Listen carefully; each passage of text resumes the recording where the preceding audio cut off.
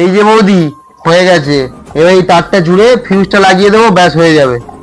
হুম হুম হুম। এই গরমে হু হু না করে আমাকে তো একটা ঠান্ডাও খাওয়াতে পারো। ঠান্ডা খাবে? আচ্ছা ঠিক আছে, দাঁড়াও।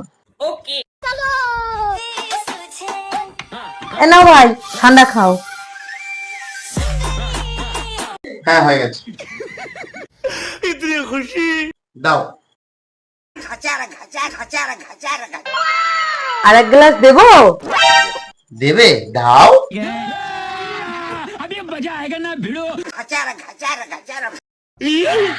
প্রচুর ঠান্ডা। কত হলো ভাই? 200 টাকা বৌদি। रुको जरा। নাও।